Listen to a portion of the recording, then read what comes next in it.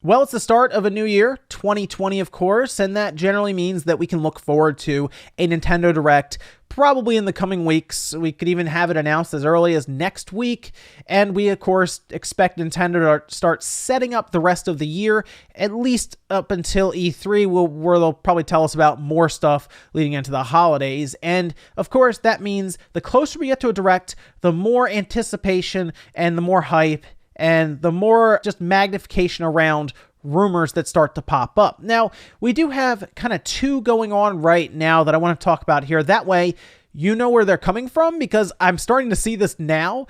This stuff is getting passed around and thrown around a lot. It almost seems like people aren't even 100% sure where it started necessarily. So I figure we'll at least go over that so you have the overall picture of these two rumors. One is Red Dead Redemption 2 on the Switch, and the other one is, yes, that's right, a Switch Pro prediction again. That one's from an analyst, and we'll talk about why that kind of caught on a bit online and has started the conversation around Nintendo doing a mid-generation refresh, which feels like something that's been talked about like every year since launch almost, I guess. But we'll talk about that here as well. And if you guys enjoy the video, make sure you hit the like button on the way out to help out. And let's start with Red Dead Redemption 2 and where this came from. So online, of course, retailers will list different games, sometimes in anticipation of a game coming up. Other times it's because they've received information ahead of time and they say, hey, let's break embargo because it'll get traffic to the site. That happens. So what happened? Well, Instant Gaming, which is a site that I believe just sells like keys straight up, like a key you'd get and then punch into your computer or your Steam account or PC or whatnot, listed Red Dead Redemption 2 on the Switch. They already had a Red Dead Redemption 2 page set up for PC and Xbox One, as you're seeing, but they added the Switch icon or the Switch button to it, basically saying, hey guys, it's coming out on the Switch. They have a release date of 2020, and they even put a little box shot up there with the Switch logo in the top left. Now, Instant Gaming is an interesting website. I do feel like they may have seen that Switch Pro, the information going around about the Switch Pro controller being in the files for Red Dead Redemption 2 on PC, and maybe they made this listing up thinking, we'll get ahead of the game here, right? We'll put this up there, it'll get traffic, and it'll help out the site overall. And you know what? It might have worked because everyone's talking about this listing here. But I want to point out that this is the same website that has Bully 2 listed. And Bully 2 has been a game that's been rumored for what feels like forever now. And we don't have anything solid from Rockstar for this game, right? So that is, again, them throwing up a listing, hoping that it gets announced. And oh, look, we have the listing up first. And then there's also Grand Theft Auto 6 that is on their website. Another situation where I think they are leaning into, oh, maybe it'll get announced this year and we'll have it up ready to go. Grand Theft Auto 6, I think, is a safe bet. I don't think anyone's going to be surprised if Grand Theft Auto 6 gets announced, especially after seeing how well GTA 5 has done since it was introduced. And of course, that went across generations, the 360, PS3, and the PS4 and the Xbox One. So yeah, GTA 6 even being announced this year wouldn't shock me, because Rockstar probably wants to put it on the Xbox One and the PS4, and then like a year or two later, sell it to you again on the Xbox Series X and the PlayStation 5. Now, I will also point out, just to point it out, Target Australia did list Red Dead Redemption 2 as a Switch game. I believe this was during the holidays, maybe Black Friday, I think, around that time, and they went ahead and posted the Switch icon in the top right there. I think that was a mistake. Straight up, I don't even think they'd have that much advance notice over there being a Red Dead Redemption 2 copy coming out next year. This was from last year. I don't think that is a thing, so most likely that one probably was just a genuine mistake overall. But of course, that is something people are looking back to now, saying, oh look, they had this as a retail listing, and now we have Instant Gaming listing it as a retail as like a retail page. Does that mean that it's coming over? I'm not going to say it's impossible, because I've seen Witcher 3 on the Switch. That is a real thing. And that's a game that people didn't believe either after there was a retail listing. So I guess you never know. But my question, I guess, would go out to the cartridge size. That is a big game. That's a game that came on 2 Blu-ray discs. It's not little. So my biggest question is, would they be able to fit it on a cartridge within reason? We heard about the 64 gigabyte cartridges. Those are expensive though. So, I mean, the 32 gigabyte cartridges are still expensive. The 64 gigabyte cartridges are surely going to be expensive. So the only thing I could think of here, someone got it running, maybe Panic Button. This is just me out there trying to figure this out. Let's just say this is a thing. Panic Button gets it running. Nintendo goes to Rockstar, works out a deal with them to make sure they can get the 64 gigabyte cartridges at a decent price. And then holiday, here comes Red Dead Redemption 2, right? The other side is it's a retail listing on a site that wants the traffic, and then a mistake on Target Australia's page. Which way? That's kind of up to you. Let me know if you think Red Dead Redemption 2 is coming out on the Switch, because honestly, I'm 50-50 right now. I think it is possible, but I think there's also a lot of obstacles that they would have to overcome. Okay, now let's talk about the Switch Pro, which is surprisingly a very touchy subject for some people, which is very strange to me because these are video games. I don't really get that one, but let's talk about the Switch Pro. This seemed to have come about today from an article that was published by GamesIndustry.biz, where they went around to a bunch of analysts and asked them their predictions for 2020, because of course, again, beginning of the year, get those predictions out there to see if you're right, and then they look back on their previous predictions from 2019. And I have to give some of the analysts credit.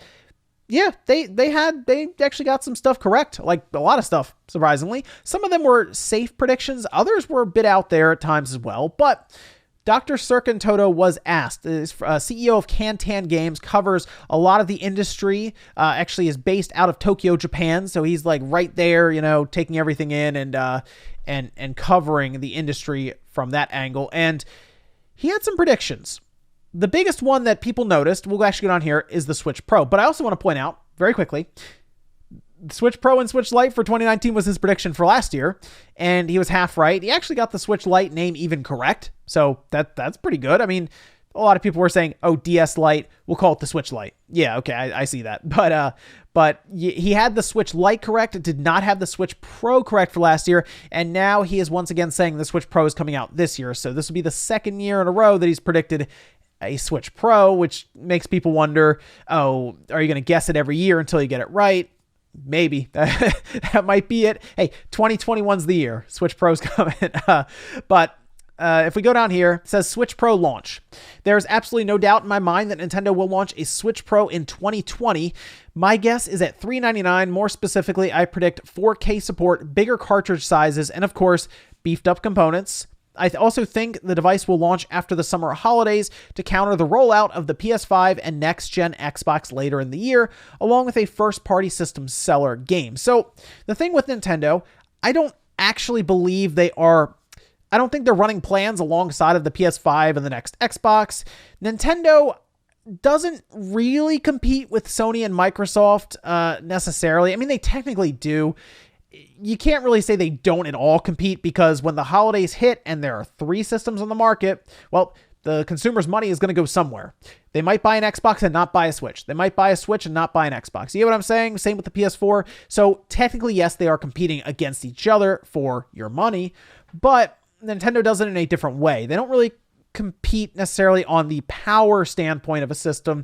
They compete with games. And that's always kind of how it's been. If you need a system to play a certain game that is really, really good, like a Breath of the Wild or a Mario Odyssey or a Pokemon, for example, you buy that system. It's the way it's been forever now, right? Exclusive sell systems. Nintendo is very good at making solid, great exclusives. So that's how they do their business. I don't necessarily know if they feel the need to do that to make a mid-generation refresh, although for me, I would like to see it. As long as the games play across all of the systems, I don't think there's really any reason that us as consumers wouldn't want a better Switch as an option, or a more powerful Switch, I should say. I'm not the one spending money R&Ding this thing, right? That's Nintendo. What do I care? If they can bring me a better system to sell me, and I want to hook it up to a 4K TV and at least does upscaled 4K, I'm gonna go with, then yeah, I would pick that up. I don't really see any downside for us, the consumer, but I do wonder if that's really in Nintendo's plans. But I will admit, Nintendo does some weird stuff sometimes. Like if you look at the lead up to the Switch Lite was interesting because there were a lot of people who said the Switch Lite doesn't exist. It's not a thing. Neither does the Switch Pro. Well, the Switch Lite was a thing. It came out. So that was Nintendo, I think making a good business decision because they made it cheaper, which helps to sell systems. They want to compete on install size. We need a cheaper system. Here it is. The thing that really threw a lot of people off was then when the reports came out that the Switch Lite would not be able to dock. People could not believe it. It was dismissed immediately because it makes no sense. Nintendo would be breaking their own rules because they called it a Switch. It has to be able to switch. Oh, wait, here's the Switch Lite. Guess what? It doesn't switch, but Nintendo called it a Switch anyway.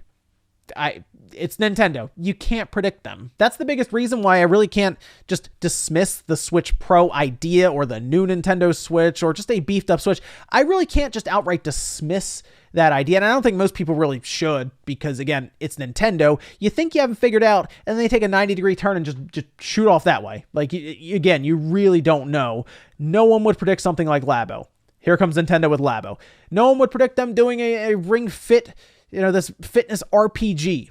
And here they come with that. That's what I mean. So I don't even know if the system they would introduce would be what we think it would be. Maybe it would actually be a box that just happens to be more powerful and becomes part of the Switch quote unquote family. Doesn't necessarily have to be a hybrid either. So a lot of things going around there, but I do want to let you know the Switch Pro, the main thing that got everyone talking was a prediction from an analyst. Now, they also, Circulate also says that there would be more Microsoft games on the Switch, with the love affair between Microsoft and Nintendo is likely to continue. With more big Xbox games landing on the Switch, I am skeptical about xCloud coming to the Nintendo device in 2020. However, that was his second prediction on that page. And yeah, I could see, I do think Microsoft will have more games on the Switch this year. The idea of Halo is a bit out there, but I guess it's not impossible. If I had to look at a game that is currently coming to the Xbox and I guess PC, Tunic would be cool to see on the Switch. I think it would go along well with what the audience on the Switch enjoys, which are like top-down Zelda, right? That's kind of what it looks like. I mean, Blossom's Tale, that did really, really well on the Switch. Yeah, I could see Tunic also doing well over there. And after seeing Ori and Cuphead, why not? Why not bring over Tunic? I think that'd be cool. But for a big game like a Halo or a Forza or a Gears, that'll be something I'll have to see personally. But I wouldn't be surprised if it did happen. Let me know what you guys think about these situations down below, whether it's Red Dead Redemption 2 on the Switch. Do you think that's possible? Do you think that's in the works right now and some of these retailers are guessing and getting it right? Let me know about that one down below. And then what about a Switch Pro? Would you want one? Do you think one is coming? Because I kind of think Nintendo might actually hold off on it and get to next generation with their own big step up for the Switch. But I wouldn't be opposed to a Switch Pro either. Thanks, guys, for watching, and I'll see you next time.